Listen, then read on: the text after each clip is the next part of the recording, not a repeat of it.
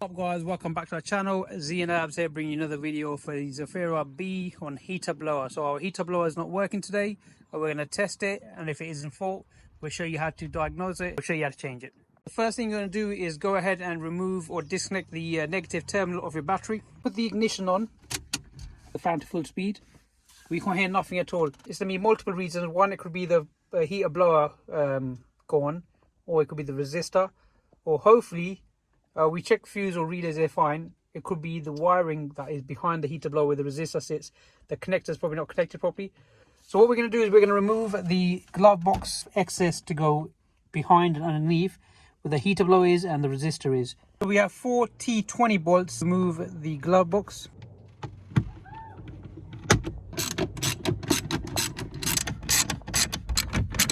Okay, once you remove the 4 bolts, you should be able to remove the glove box. So gently just remove the glove box, and just above the glove box you've got a connector. Go ahead and remove that just like that, and clips. Move the glove box out of the way so you get enough space to work around. Now that we've got the glove box removed, look how much space we created, and there's your heater blower box. Okay, so the first thing that we are going to do is that we're going to get a probe. We're going to remove this connector over here. We got the negative side on the left and the positive side on the right, so we're going to get a probe. We'll connect the negative and we'll give a little 12 watt to the positive to see if the blower is actually working or completely finished. I've got my probe over here, direct connection, so I've got the negative there, got the positive over here. If I show you, this is positive when it goes red, that's negative when it goes green. I'm touching the positive, pressing it, and we can hear nothing at all from the blower. So the next thing I'm going to check is to make sure that we are actually getting some kind of positive feed from this place here. So like I said, the left, which is a brown, which is a negative, white on the right is your positive.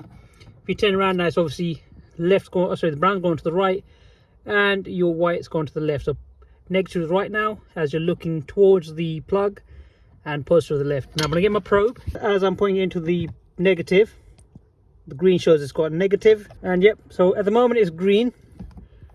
When I do it to the white wire, which should be positive, but it's showing it's got some kind of feed or current coming through. So now what I'm going to do is I'll put the ignition on, and then I should get some, so this should actually turn red and it should be showing a positive live through the wire. What that would mean is our resistor is perfectly fine and it's sending the positive and the negative feed to the connector, and that would basically verify that our heater blower is in fault. So if I put the ignition on now, so ignition is on, and I put it to the white wire, it should go red, see? So what is that showing? Brown wire, green, negative, and white wire, we've got a red, which is showing positive. So this has verified there's nothing wrong with the resistor, nothing wrong with the wiring. Our heater blower is in fault, so we will have to change the heater blower now. Now, had I not got any signal from my probe when I connected it into the connector, that would have mean that my resistor is in fault, or it could have been a fuse or a relay. But because I'm getting signal, it only means the heater blower is in fault. So I'm going to go ahead and change that, and then we'll show you if the heaters are working or not.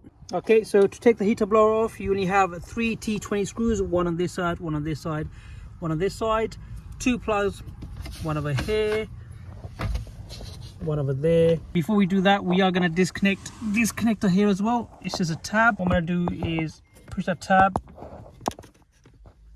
and pull it out. Again, before you remove your heater box, you have this vent over here.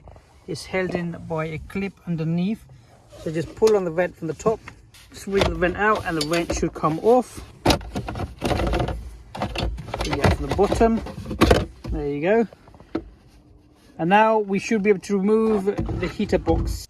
So it's all fun and games. I've removed 3 of the T20 bolts. So the only thing I'll have to do now is just disconnect that bit there, and the heater blower will come off totally. If I can show you this bit over here, now the heater box or heater blower should be able to come out. Just got to wiggle it way out. There you go. So I removed it from this bit over here, all you do is just got a little opening over here, so a little slit here. So I just pushed it this way and I pulled it out. Now this is our heater blower. We are going to change this to one that works, and we'll show you how the heaters are operating. But I mean, it's probably seen better days. We have our new heater blower, and that's the old one. So we are going to put the new one back in. But here goes nothing.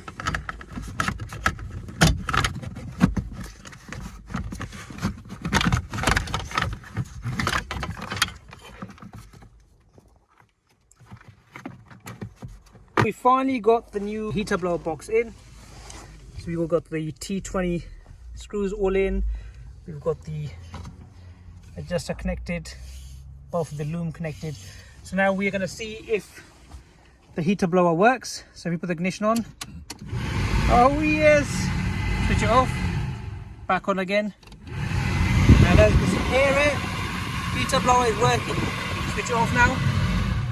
So what we need to do now is put the air vent back in, glove box back in, and guys, that's it for now. We are going to end the episode here. I hope this video helped you out. Stay safe, stay blessed. Don't forget to like, subscribe and share, and we'll see you soon.